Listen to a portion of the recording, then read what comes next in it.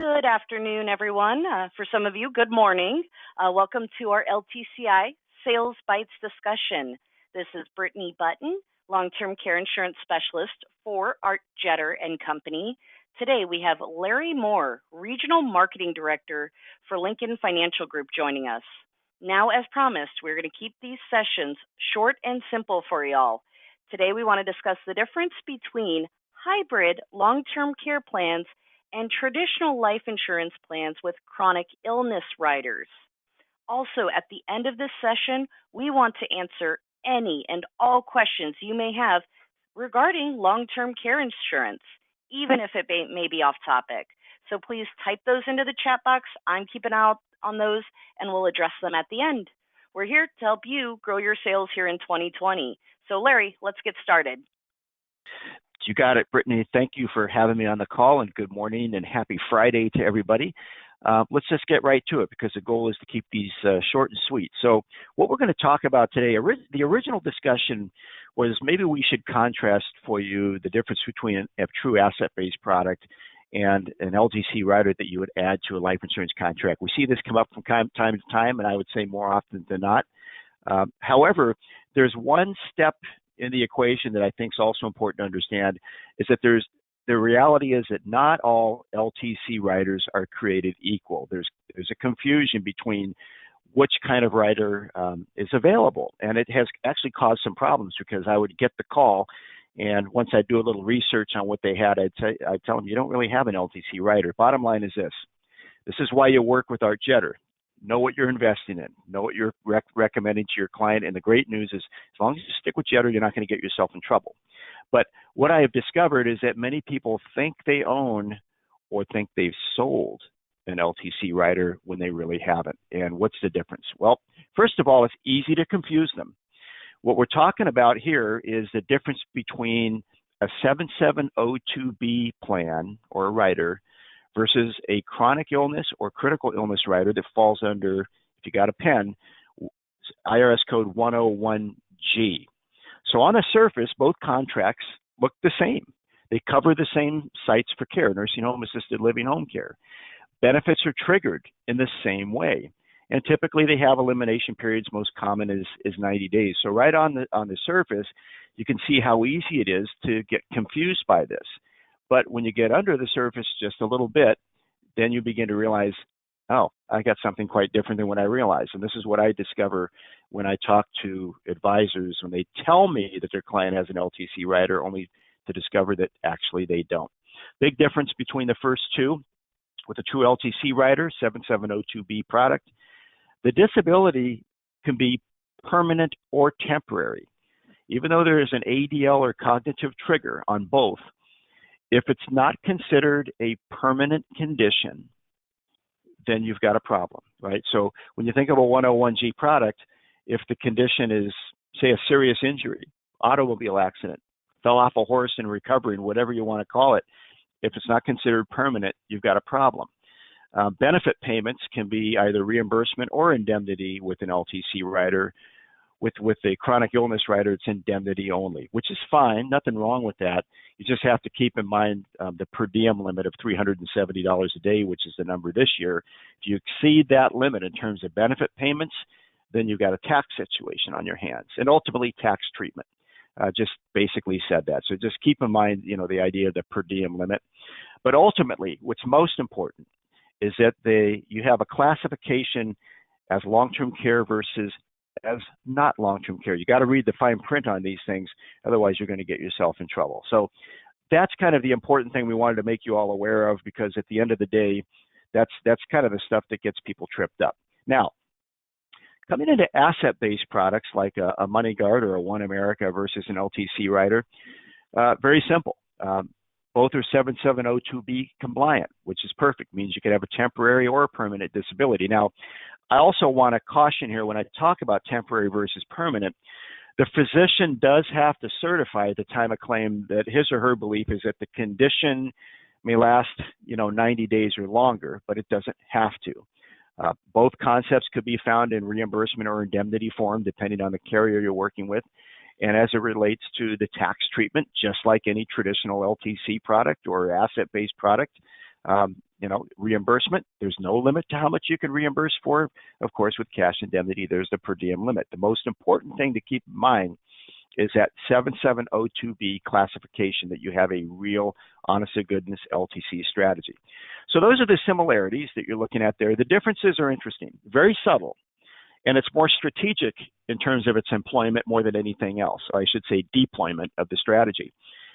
When we talk about asset-based products, we're talking about a pure LTC strategy.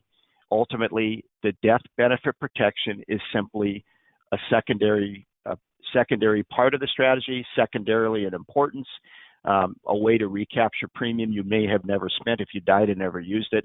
But it's a pure LTC strategy. Bottom line, what that means is that you got slightly better leverage. You've got a contract with more flexibility to it.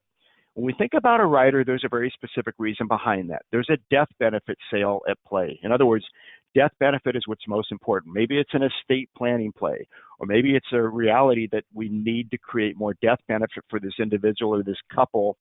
And oh, by the way, here's a side benefit to that. If I can't afford to buy a standalone asset-based product, throw in the rider. And then I've got reasonably good, if not better than reasonably good, LTC protection.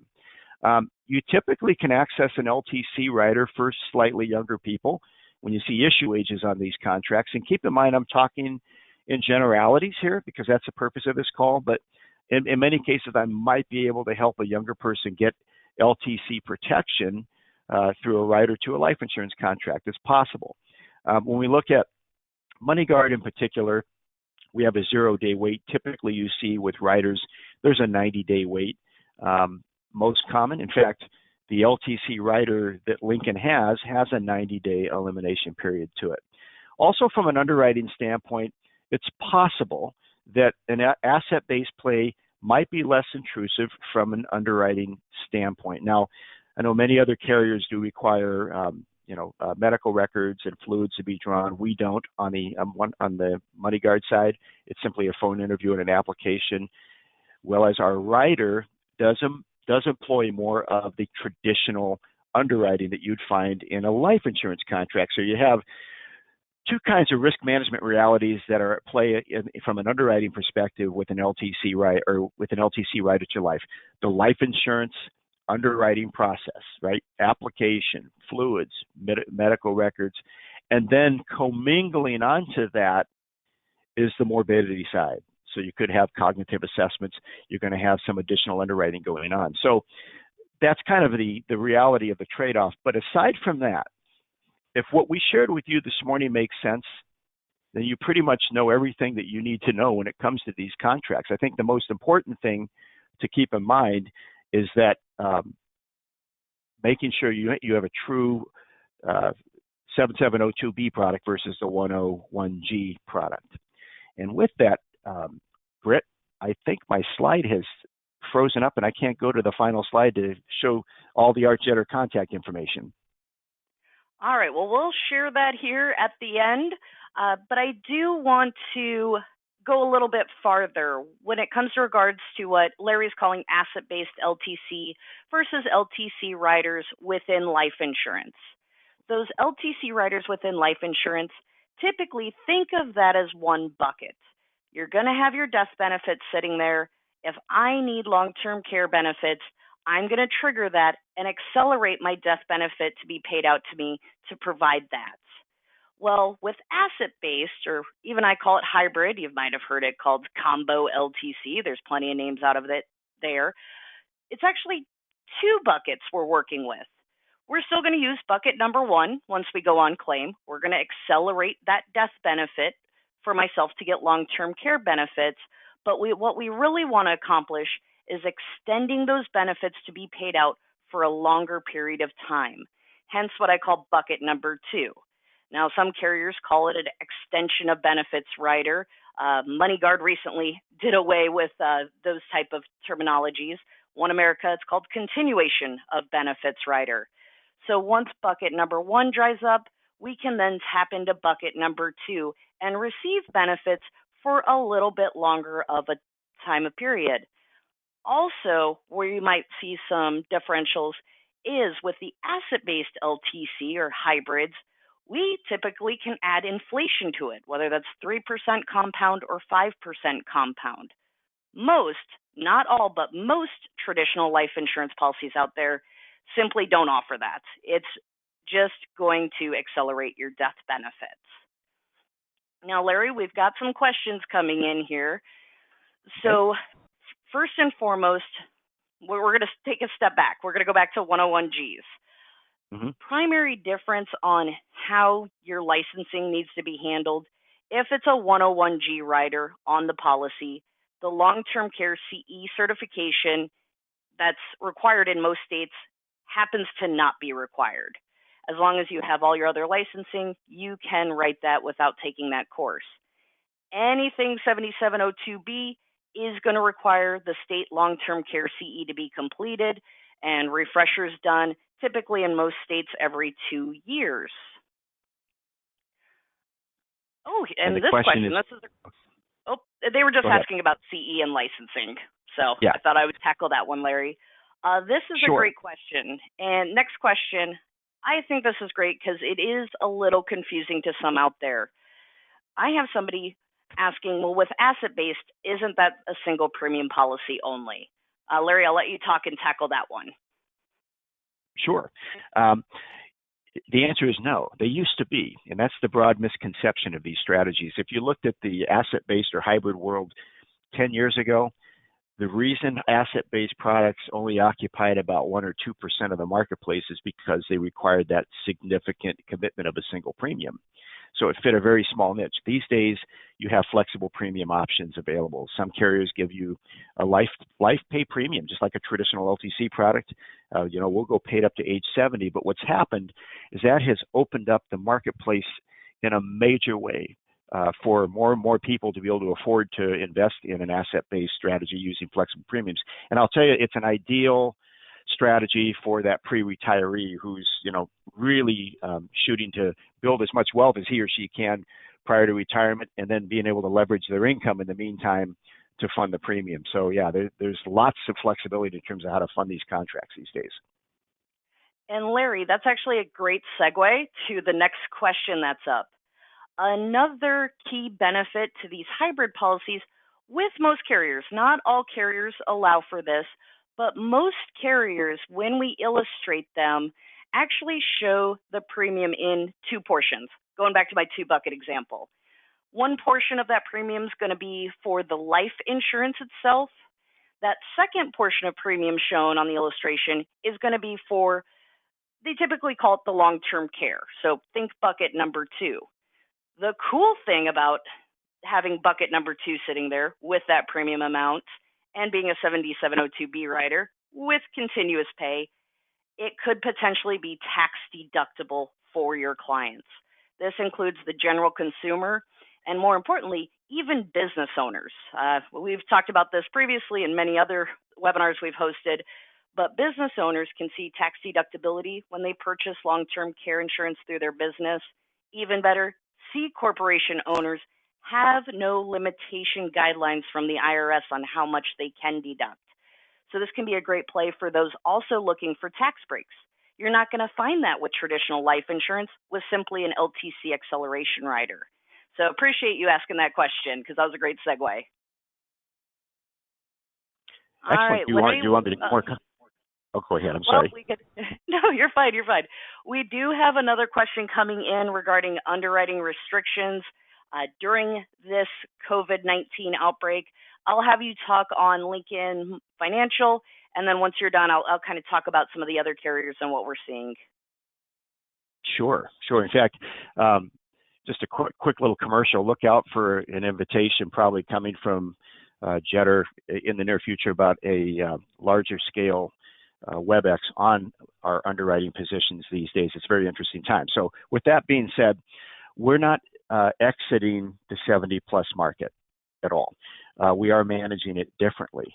We feel that this COVID-19 reality is a temporary thing, and in the meantime, we have to look at the kind of risk it poses for a 70-plus-year-old, not the fact that they are 70 and they're more at risk, but also the fact that many 70-year-olds have underlying conditions that bring them from standard a standard risk to a table 1, 2, 3, or 4. So what we decided to do is for anybody who would be considered a standard risk, 70 and older, meaning they're in pretty darn good shape, right? We'll underwrite those cases. If we do see somebody who has added underlying conditions and fit in between that table 1 and 4 category, we're not going to decline them, but we will postpone the decision until we have a clearer picture on the whole COVID-19 reality. And I just talked to our head of underwriting this morning about that, and we're just waiting to see what it's going to look like, literally wait and see. So in the meantime, that's how we're dealing with it. Perfect. And yes, so you may have heard Mutual of Omaha and their traditional long-term care policies temporarily suspended age 65 and older for the time being. If you haven't seen it yet, I'm trying to get everybody called who this impacts, but One America, as of May 1st, will no longer accept applications from those age 70 and over, only for recurring premium options. They're still going to take single pay applications for the time being. With that, similar to Lincoln Financial, Securian Financial still will consider older issue ages.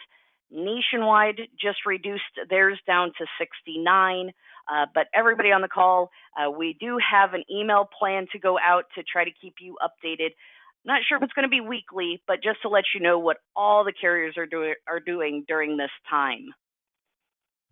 Hey, I might throw one quick comment in here. So if there's ever a time where Art Jetter is going to be invaluable to you, this is a perfect example, because pre-qualifying these cases is going to be more critical than ever, just to save you the grief of having to deliver bad news when maybe it could be avoided. So just make sure you really lean on Britt and her crew as you come up with these cases and run them by them, and they'll be able to really give you a good sense of whether it's worth pursuing or not. Appreciate that, Larry. We actually had another question come in here, and this is regarding what happens at death. And so I want to be very broad about this. We're not going to talk specifically on just Lincoln Financial here.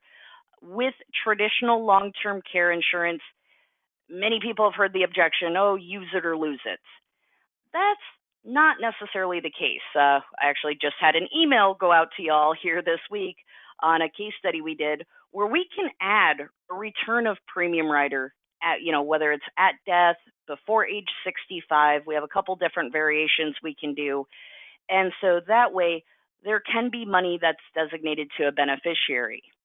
While that is an option, those that want some type of life insurance, we see these hybrids or asset-based and even the traditional life insurance plans. And yes, if they never go on claim for long-term care insurance, they're going to have that death benefit sitting there to be passed down to a beneficiary.